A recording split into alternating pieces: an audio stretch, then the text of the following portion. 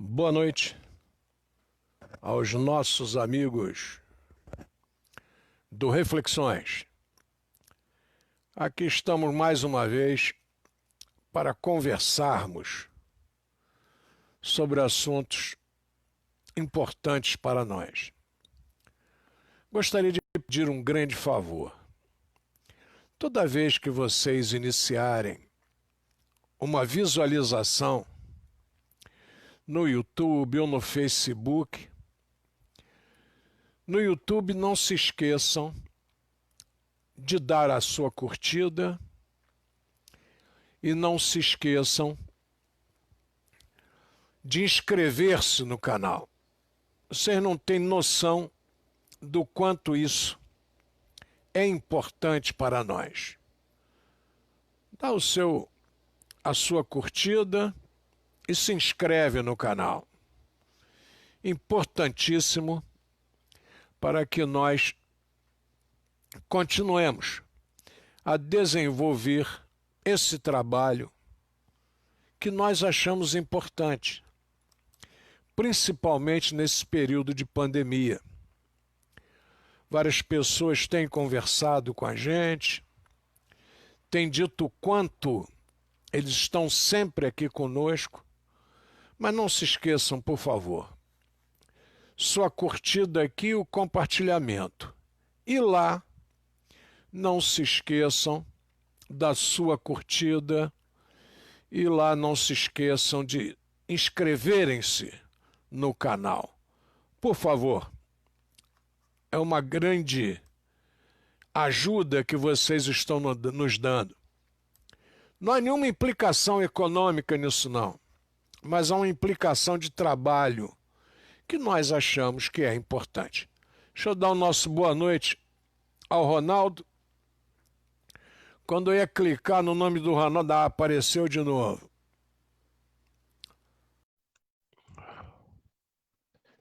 Tá chegando. Já cliquei lá para adicioná-lo. Já estamos aí com os nossos amigos. Está aí a Sarinha Freitas. Temos aí mais 3 pessoas. Ué. Cliquei, Ronaldo.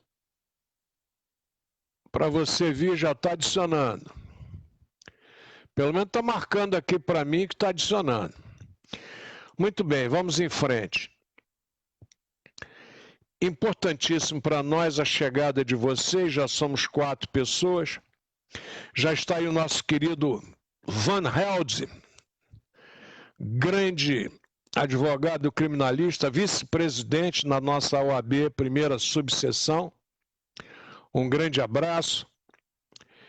Está aí também nossa... Eita! Andei aqui com o mouse errado. Está aí o Rafael Vaz Teixeira, grande abraço. Rafael Marcelo Oliveira, grande abraço. Sarinha Freitas, grande abraço. Rosane Ribeiro. Josué dos Santos Batista. Obrigado ao boa noite aí do Van Helder. Esse amigo que a vida nos deu. Muito obrigado por estar aí conosco. Já chamei você, Ronaldo, adicionando e você não veio. Tivemos algum problema aí, mas vamos em frente. Quando aparecer de novo, eu trago você de volta. Vamos ver se vem. Apareceu. Pimba, adicionar. Nenhuma resposta do convidado. O que se passa, grande Ronaldo? Nenhuma resposta do convidado, é mole? Eu, hein?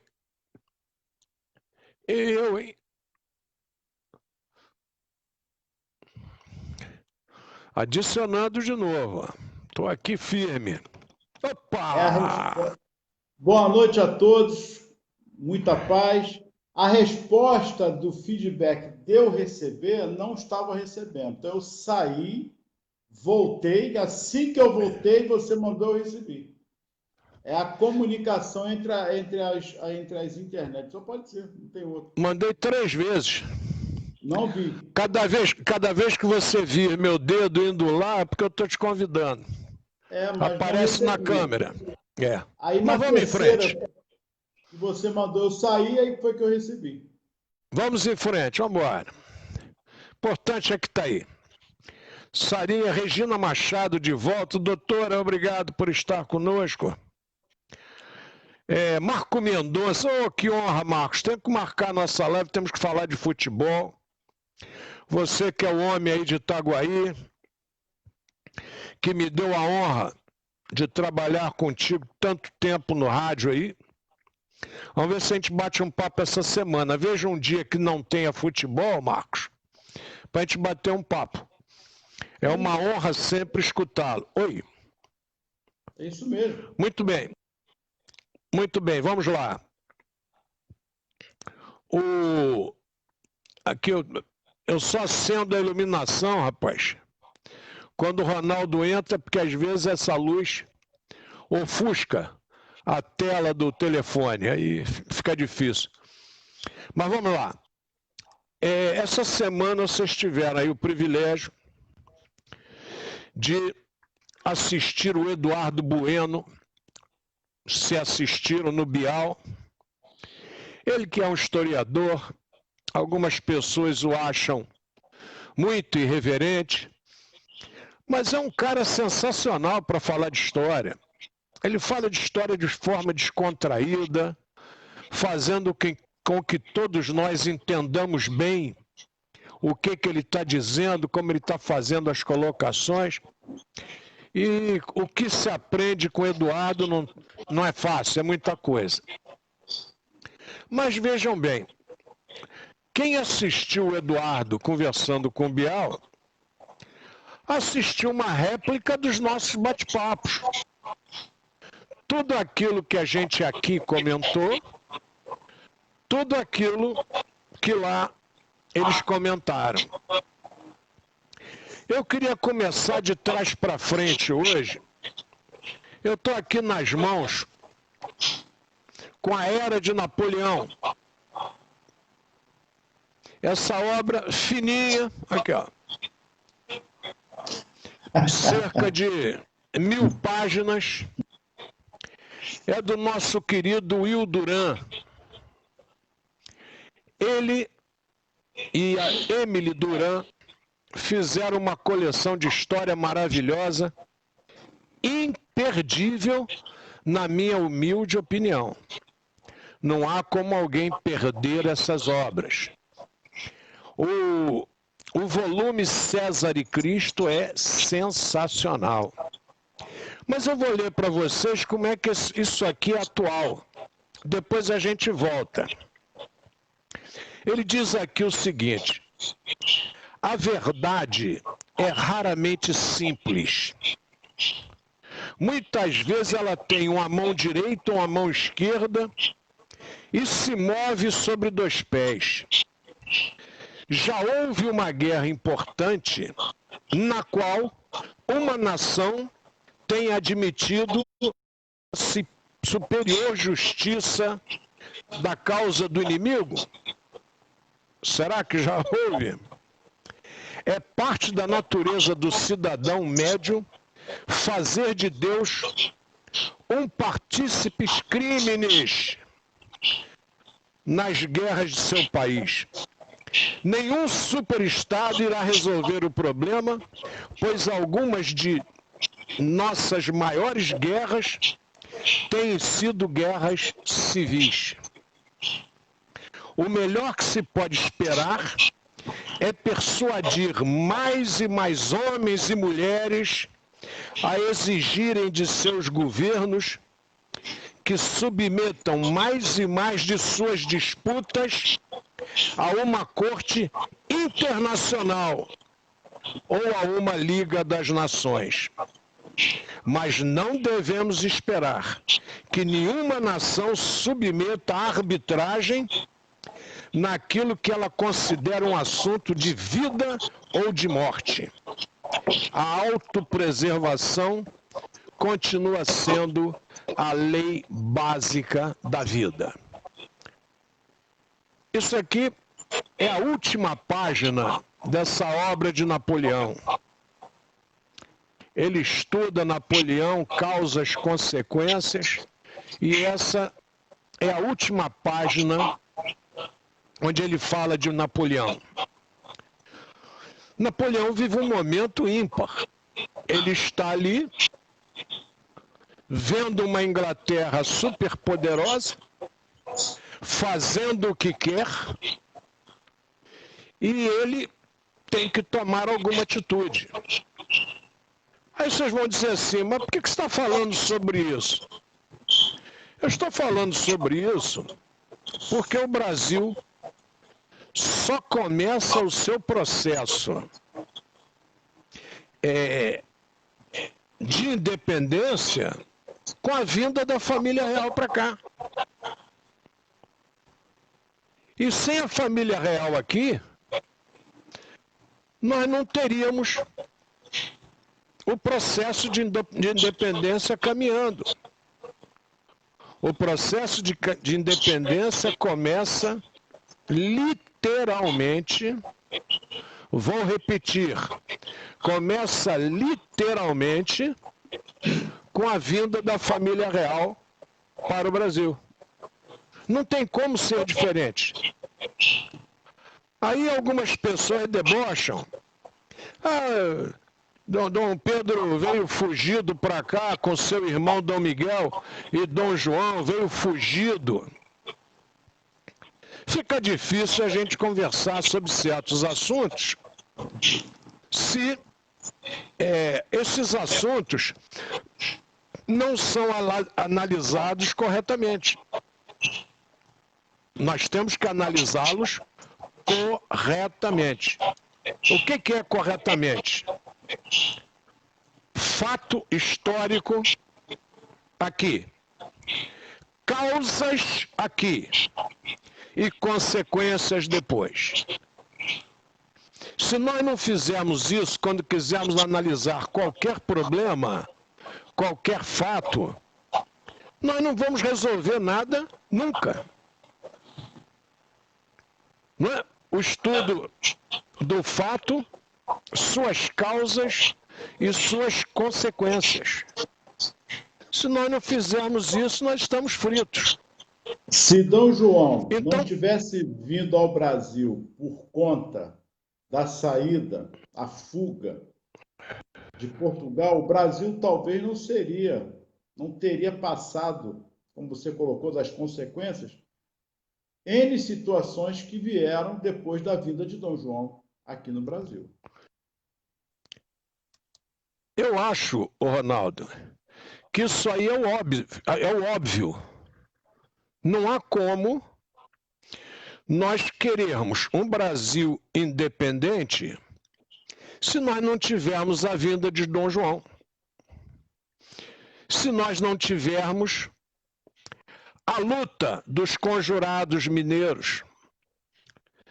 Se nós não tivermos as discussões contra a corte portuguesa. A corte portuguesa não é nenhuma coisinha linda, maravilhosa, não. Alguém aí acha que Portugal achou legal Dom João vir para o Brasil? Existem relatos que até pedra nos navios jogaram. Aí vem a pergunta lógica. Suponhamos que Dom João tivesse ficado em Portugal. Teria perdido o trono. Com certeza as tropas de Napoleão teriam destruído completamente o exército português. Ele não salvaguardou, não só salvaguardou territórios portugueses, como salvaguardou o trono. Por favor, esse negócio de fugiu, era covarde. Gente, vamos esquecer esse negócio, vamos falar sério. Um detalhe importante. O Brasil era colônia. Mas não havia só o Brasil sob os domínios de Portugal. Então, até a vinda dele aqui foi estratégia. Olha que interessante. Foi uma estratégia. Ele era realmente estrategista também, ainda que não colocam ele assim, mas na minha visão, pelo que eu percebo historicamente, ele era estrategista. Porque ele poderia ir para outras colônias, aqui não fosse Brasil. Mas por que o Brasil? Olha que bacana, olha que interessante. Só pode ter vindo para cá porque era interessante vir para cá. Se não fosse interessante, e interessante principalmente economicamente falando, não viria para cá com certeza.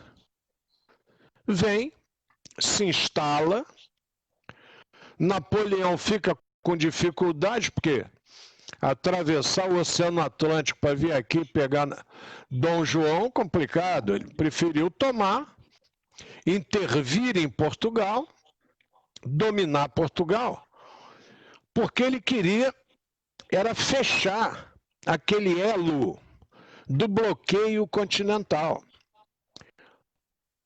Então, o bloqueio continental, decretado pela França, proibia que todas as nações negociassem com a Inglaterra.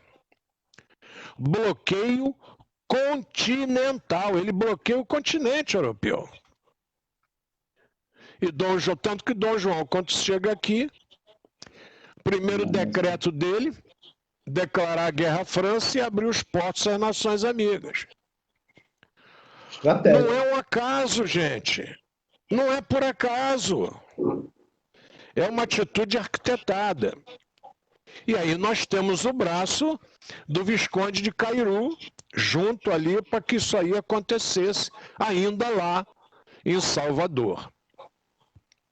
Chega ao Brasil, de lá vem para o Rio de Janeiro, mas a grande base nacional alicerçada, não se esqueçam, você que olha o Nordeste com olho meio crítico, você que não olha o Nordeste com olhos muito patrióticos, não se esqueça que o Nordeste dá show para nós, tá? O Nordeste vai se opor a vários momentos difíceis do Brasil e vai ser o único estado que vai se opor. Vai ser a única região que vai se opor. Não se esqueça. Mas nós vamos falar isso mais para frente. Existem situações que chegam a ser constrangedoras. Quando a gente fala aqui de maçonaria, eu estou falando de maçonaria, endeusamento da maçonaria, supervalor. Não, nada disso. Eu estou falando de maçonaria porque a maçonaria, tecnicamente, ela reúne homens livres e de bons costumes. Vou repetir, homens livres e de bons costumes. Traz princípios do tempo dos cavaleiros. Os cavaleiros que procuravam recuperar os lugares sagrados. Existia também todo um ritual de iniciação para você entrar. E esse ritual, a maçonaria herdou. São duas coisas distintas. Nós temos o que chamamos de maçonaria operativa, que surge com as chamadas corporações de ofícios, ainda lá na Idade Média, onde você fazia a corporação, bom, o cara quer ser um artífice do metal.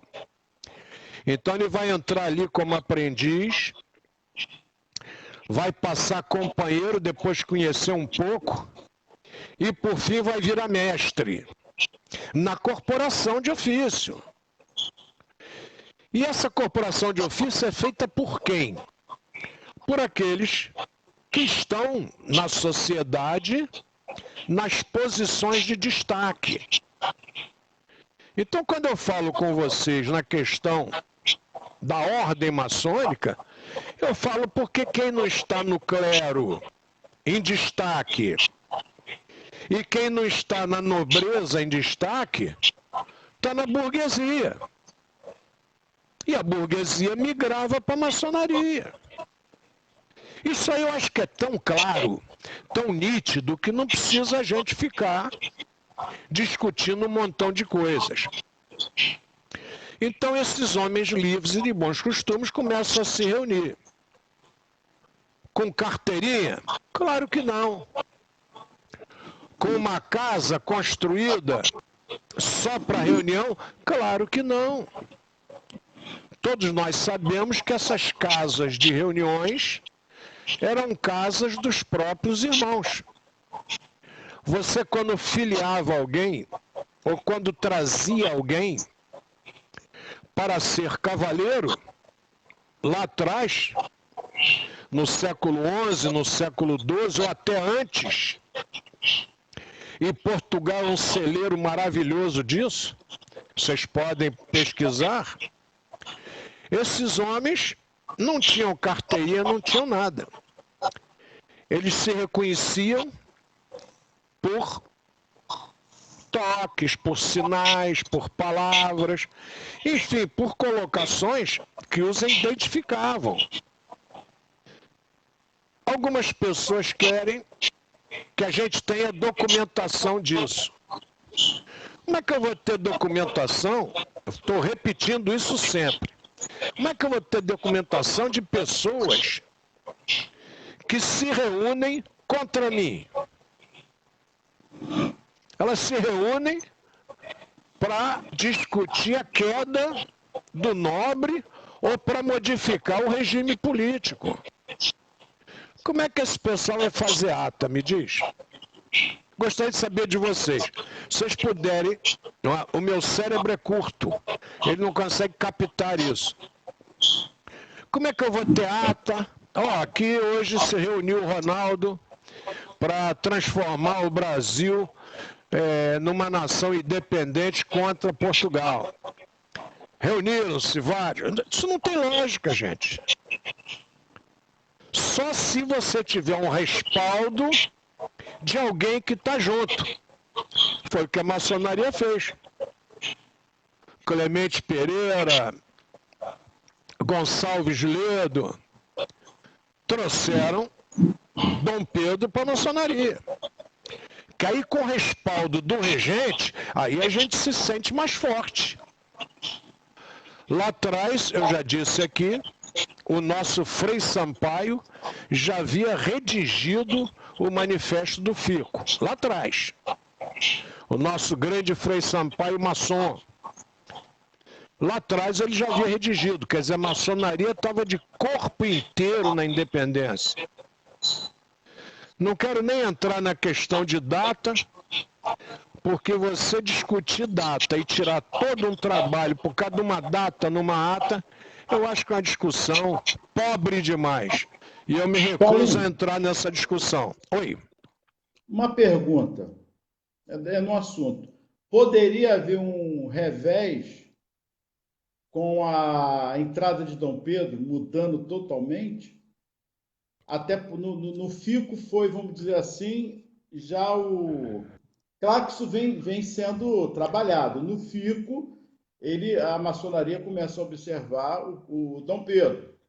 Mas eu digo, quando ele é aceito e passa por todos os processos, etc., chega a grão-mestre, mas assim, poderia haver um revés, a mudança de Dom Pedro, ou isso não havia possibilidade, porque já conhecia todo o processo de Dom Pedro, as ideias deles, a postura dele? Perdão a pergunta, Dom Pedro tem um problema. Dom Pedro não é um indivíduo letrado. Dom Pedro não é um indivíduo culto.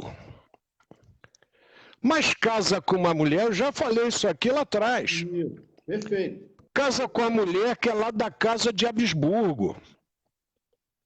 Lá da Áustria. Casa da Maria Teresa. Então ele tem ali uma mulher que não vai impor sua vontade, mas vai induzi-lo. Com a sua inteligência e com a sua sagacidade.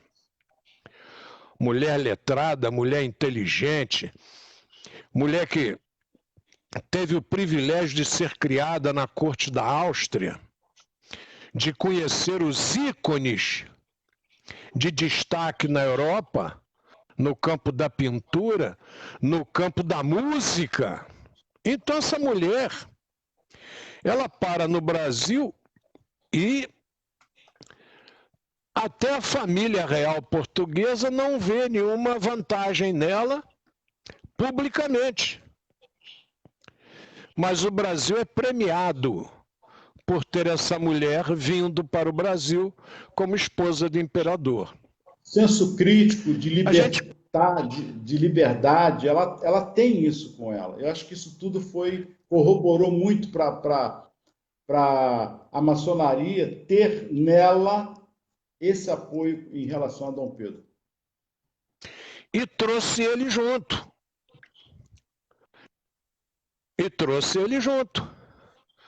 Aí o indivíduo diz assim, ela assinou, foi ela que proclamou a independência porque ela assinou. Será que alguém é criança o bastante de achar que ela assinou contra a vontade de Dom Pedro? Será que tem alguém que pensa isso? Se ele deixou... É óbvio que eles já conversavam, é óbvio que eles já discutiam. Há uma vontade de supervalorizar o José Bonifácio e retirar praticamente os demais. Você não tem ícone. Você tem ícones na proclamação da independência. Ele vai daqui para São Paulo, quem quiser só lê a viagem dele. Passa até na nossa Cachoeira Paulista lá, do meu saudoso pai, da família do meu saudoso pai, que é lá de Cachoeira Paulista. Ele percorre, nesse momento que ela fica como imperatriz, ele vai sentindo a vontade popular. Ele vai vendo como a turma se manifesta. Entendeu, Ronaldo? Não é uma coisa... aconteceu. Não! Isso é um trabalho de base, construído. Está lá o Aleijadinho. Não tinha maçonaria do Brasil. A assinatura do Aleijadinho são 3 querubins. Lá atrás. Triangularmente colocados. É só estudar o barroco. Eu não conversei com vocês sobre Feliciano Mendes ainda. O homem que traz para o Brasil a ordem de Bom Jesus de Matozinhos. Quem quiser visite. Vá lá em Congonhas do Campo. Dá um pulinho lá. Você que é filiado à ordem maçônica e não concorda com essas colocações, vai lá estudar. Vai lá ver como é que os pés dos soldados estão posicionados. O caminhar dos soldados como eles estão em pé, como eles se colocam perante Jesus. Bom, se aquilo ali não é maçonaria, é muita coincidência. Aleijadinho imaginou aquilo, foi uma visão mediúnica do Aleijadinho. Certos rituais da ordem ali são demonstrados de forma clara, límpida, para quem quiser ver. O templo da igreja de Congonhas do Campo, de Bom Jesus de Matozinhos, vocês podem verificar como ela se apresenta. Está lá a nau, está lá o átrio, o vestíbulo, a nau, um sétimo, perdoem, depois a nau 4 sétimos e 3 sétimos o altar. Perdoe, 2 sétimos o altar, 4, 2, 6 e 1 7. Está lá, não precisa acreditar em mim não, vai lá e mede. Vai lá olhar o piso da igreja de Bom Jesus de Matozinhos. vai olhar como ela é erigida, vai olhar o que tem nas portas de desenhos de tudo. Não acredite em mim, não. Verifiquem os poetas, os profetas lá postados. Verifiquem a entrada na igreja. Entra-se pelo lado direito e sai-se pelo lado esquerdo. É por acaso? Vamos fazer. Paulinho, vamos ser sinceros. Então. Fale. Vamos ser francos como tem sido a reflexão. Se voltar os homens da caverna, será que aquilo que foi deixado lá foi à toa? Vou ocultar isso aqui, porque as pessoas pensam que as coisas surgem do nada. Porque eu achei bonitinho. Alguém eu fiz porque eu achei bonitinho. Não é isso. Com certeza não é isso. Não, existe uma ritualística que vem desde o tempo, principalmente, dos hebreus, depois dos judeus. Se vocês estudarem alguns segmentos, vocês verão o quanto eles se baseiam na história do povo judeu e do povo hebreu. Não precisa conversar comigo, não. Estudem lá graus iniciáticos, graus filosóficos. Vejam lá onde é embasada a literatura. Não precisa acreditar em mim, não.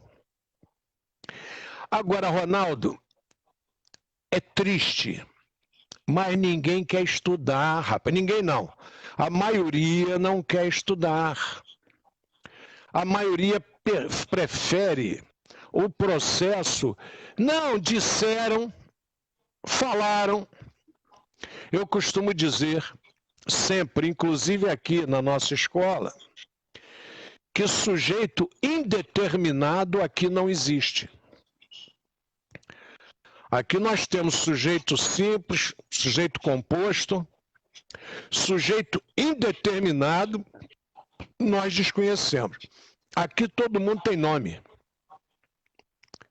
Esse negócio de falaram, disseram, para mim entra no ouvido e sai no outro. Quem disse? Quem falou? Quais os documentos que ele se embasou para dar essa conotação? Como é que o nosso Jesus começa nas obras de Aleijadinho? Não estou dizendo que Aleijadinho esculpiu tudo até o final, não. Porque ele tem um estúdio. É claro que ele não tem como esculpir aquilo tudo sozinho, que é atribuído a Aleijadinho em Minas Gerais. É óbvio. Ainda mais tendo as doenças que foram acometendo gradativamente. Vocês vão observar que as imagens que ele coloca, Ronaldo, elas ficam assim, ó, tortas, caracterizando como ele trabalhava. Ele se coloca presente nas imagens. Ele se coloca presente no grupo de imagens. Você olha para os pés são inchados, disformes. Você olha para as mãos, elas são disformes.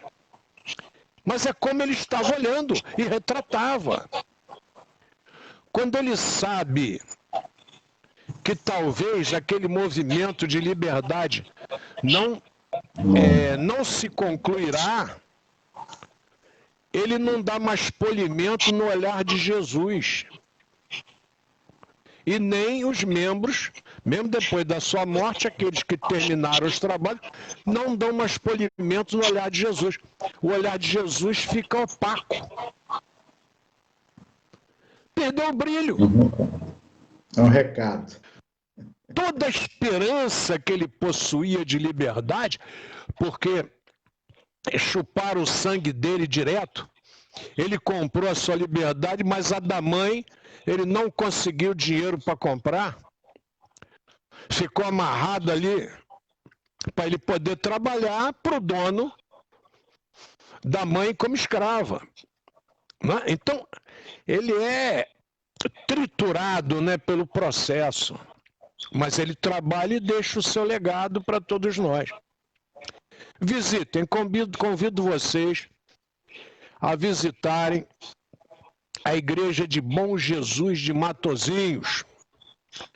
Feliciano Mendes, está lá a cruz que ele carregou até o alto e cravou para criar ordem. E vocês verão que é só estudar. Eu, quando presidi uma loja aqui na nossa região, eu fiz questão de levar todos os meus irmãos lá para discutir, para a gente observar. Mas pouca gente se propõe a fazer isso, Ronaldo. Sim. A maioria quer... Não, acontece que o doutor fulano de tal, o historiador fulano de tal... Eu lá quero saber o que ele disse. São duas palavras, Eu quero saber. Uma coisa é você conhecer e outra coisa é você sentir na pesquisa, ir a campo e ver as coisas como são feitas, foram feitas e retratadas, e como você diz, e marcadas em rituais deixados para que gerações futuras pudessem ter a possibilidade do registro.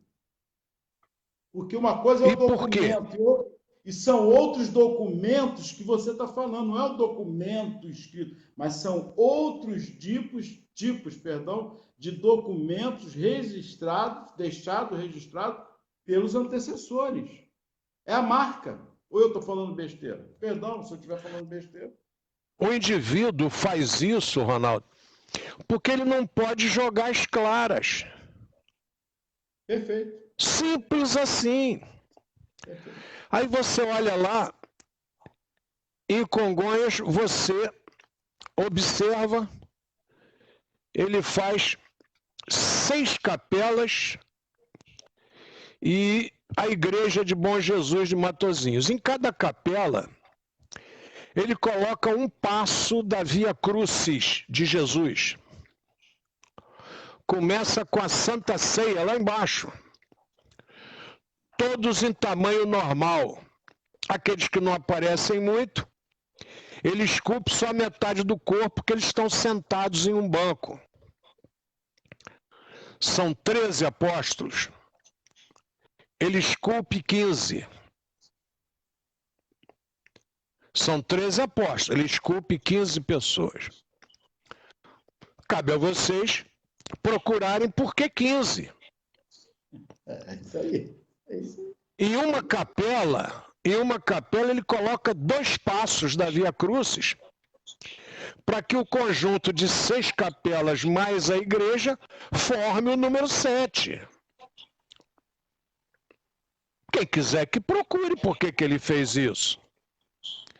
Não me cabe falar sobre isso. Não, eu já estudei muito para chegar a essa conclusão. Perfeito. Então vamos estudar, vamos lá. Aí vocês vão começar a entender que lá atrás, no final do século XVIII, já tinha gente inteligente para chuchu. E que em pleno século XXI tem um monte de gente que não quer aprender os porquês desse legado único brasileiro.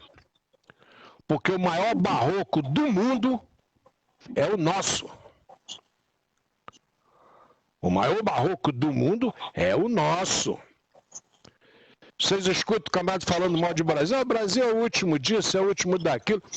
O cara não sabe nada, ele fica lá criticando tudo que ele desconhece da nação brasileira. Eu não. Eu mostro tudo de bom, de belo, de útil e de glorioso que o Brasil tem. O Pedro Américo pinta o grito da independência e nós sabemos historicamente que Dom Pedro não estava montado em cavalo nenhum, ele estava montado no jumento. Esse é o relato. Tudo bem. Eu queria saber, o Ronaldo, se fosse andar pelas trilhas, todo mundo conhece as curvas da Estrada de Santos. Roberto Carlos fez até música sobre isso. Dom Pedro, ele sobe de Santos para São Paulo. E quem é que escreve as estradas brasileiras? São as tropas de jumentos. São os primeiros grandes engenheiros. Você vai ali nas Furnas, na Barra da Tijuca, tem um cotovelo lá, que para você fazer aquela curva ali na estrada da Barra, na estrada de Furnas, é um problema sério. Se o ônibus passar por ali, ele tem que esperar o outro carro passar para ele entrar na curva. Se vocês forem a Miguel Pereira, está lá uma curva de cotovelo horrorosa. Quem é que desenhou aquela curva? Jumento. Tropa de jumento. Aí você vai querer que o Dom Pedro suba aquela Serra de Santos para São Paulo num cavalo bonito, fogoso. Tá de brincadeira. Tem que subir num burrico, no jumento. E como se fosse demérito. O jumento... Não, mas é uma vontade. O que é a pintura do Pedro Américo? Pedro Américo estava lá? Não. Tinha fotografia na época do grito do Ipiranga? Não. O Daguerre já tinha inventado a fotografia? Não. Então tem que pintar. E quem é que tá bom? Pedro Américo, quem contrata Pedro Américo para pintar é Dom Pedro II.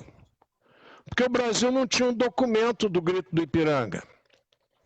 Aí Pedro II, que é um homem das letras, é um homem das artes, ele é que vai dar sequência. E o pessoal da época fala mal, diz que Dom Pedro está enrolando o Pedro Américo, não sei. Pedro Américo pinta o quadro em Florença, a pedido de Dom Pedro II. Quer dizer, nem Dom Pedro I existia mais. Quantos daquele momento será que estavam vivos ainda para narrarem o 7 de setembro? Ele imaginou a cena, as dividiu, manda um monte de recado naquela pintura. Vocês vão observar que à esquerda há um negro com o peito aberto, conduzido um carro de boi, que não está nem aí para os soldados e para Dom Pedro. Ele está passando ali. Aquilo, eu me pergunto, será que Pedro Américo está dizendo, isso aí é negócio das elites? Isso aí não é para gente, não. Como se dizia no Império, isso aí é para beiço fino.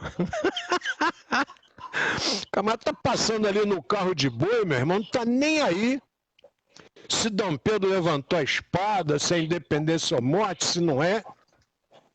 E as pessoas veem naquela imagem do Pedro Américo vários civis.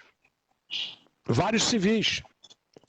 Esses civis, eles foram se agregando à caravana de Dom Pedro, que foi para lá para diluir uma rebelião, e vão se agregando a Dom Pedro como civis. Vão dando o seu apoio à caminhada de Dom Pedro, quer dizer, um apoio civil aos atos que representavam a independência já, porque eram rebeliões. Vocês não se esqueçam que a Espanha permitiu que se criasse um monte de republiquetas na América. Não acreditem em mim. Peguem os fatos históricos. Um monte de republiqueta. Juntava 3 ali falando castelhano, né? E pai funda uma república. Tanto que a turma até discutia, né? Que a Taça Libertadores da América do futebol, o Brasil não tinha que entrar, porque Dom Pedro não é Libertador da América. Como é que não é? O Brasil fica onde? Não é? Ele é libertador da América, e como tal, San Martín, não sei o que, não interessa. Pedro I está dentro. O príncipe regente está dentro. Por isso a gente disputa Libertadores da América. E o Brasil vem com essa forma continental. E não é só o Dom Pedro I. Tem o trabalho do Duque de Caxias, tem o trabalho do Barão do Rio Branco depois, eu estou botando na sequência cronológica. Nós temos homens ilustres que ficaram discutindo essa unidade. Se o Ronaldo quiser sair daqui agora e ir lá no Acre, ele vai falar português. Se ele quiser ir no Amapá, ele vai falar português.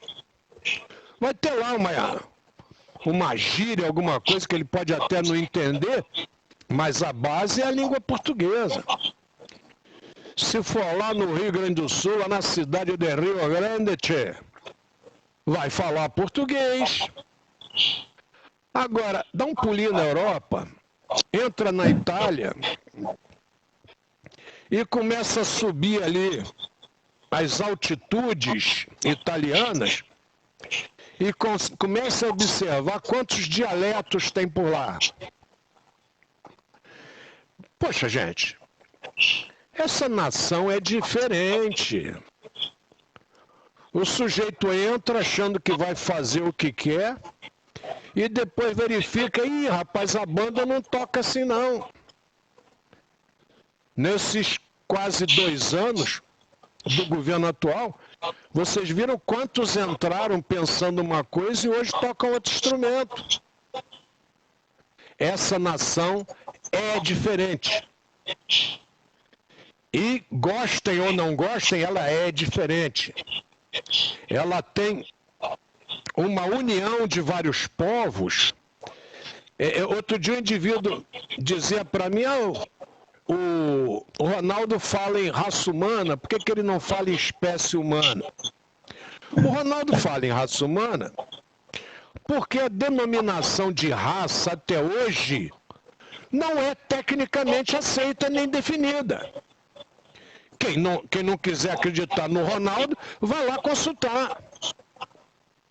Sociologicamente, não, o cara que tem pele amarela, que tem o cabelo escorrido, esse é o chinês, mas você não tem alguma coisa etimologicamente fechada e biologicamente fechada para dividir essa questão. Você pega o negócio do lábio, cor de pele e tal, para estabelecer, mas não é algo especificamente da doutrina da biologia. Não é. É um conceito sociológico. E sociologia nova. Ela surge aí na Revolução Francesa. Basta que estudem, aí vocês vão ver. Sociologia é coisa recente. E é uma ciência de estudos. Não é uma ciência matemática. É uma ciência de estudos, de discussões. Eu não pego o martelo e pá, bate. Não, Ronaldo. Então eu queria lembrar, Deus me livre, 11h21, rapaz, eu comecei no horário hoje. Hein? Vejam só, essa discussão de história do Brasil, de vinda de Dom João, de príncipe regente fica, de Dom João volta, de guerras da independência aqui, de dia do fico, de expulsa Dom Jorge Avilés, de discute com a turma. Não é? Vocês vejam só, vocês vão pegar respaldo até lá nas cruzadas. Acabei de comentar. Perfeito. Os caras vão trazer aquela história para cá, vem as corporações de ofício, vocês vão conhecer o que é maçonaria operativa, depois vão discutir o que é maçonaria especulativa, para entender a ordem. Maçonaria não tem nada de secreto, gente. Secretas são as decisões em determinados momentos, são os rumos discutidos, mas não pensem lá que é tudo cordeirinho, não. Aliás, uma coisa que não tem ali é cordeiro. O indivíduo fala lá e eu discordo. É um direito meu. Porque eu sou livre e de bons costumes. Então, posso discordar. Vocês vão lá para Portugal, vão ver lá como é que Marquês de Pombal trabalha. Olha quanto envolvimento, gente. A brincadeira é muito maior do que a turma possa pensar. Você vem lá com os jesuítas, vem lá com a Companhia de Jesus, aí vem o Marquês de Pombal, bate de frente, aí fortalece a maçonaria, aí as ideias liberais crescem, aí vem Dona Maria, aí vem o tal do Pinamanique, e em 1777 tira o Marquês de Pombal. É uma onda, gente. Por isso nosso Napoleão o nosso Will Duran, no livro Napoleão, ele nos dá essa citação que eu li na abertura. Nós temos que estar propensos a escutar outras opiniões. Se não escutarmos, não chegamos a lugar nenhum. Marquês de Pombal, ele acaba desviando tudo que teria que ser feito? O personalismo poderia dizer-se isso? É uma pergunta. Eu não acho o Marquês de Pombal personalista, é a minha opinião. Sim, é uma pergunta. Não acho. Você perguntou a minha opinião, então eu estou repetindo a minha opinião. Não sou dono da verdade. Aliás, gente, aqui ninguém é dono de verdade não, tá? A gente está aqui discutindo, trocando ideia, que não tem sábio não. A nossa sapiência é aquela que a gente adquiriu nessa jornada, que Deus permitiu que a gente adquirisse. O Marquês de Pombal, ele tem um norte, ele acha que a Companhia de Jesus foi altamente arbitrária. Queimou livro, condenou gente a... Ele olha a Companhia de Jesus como um mal.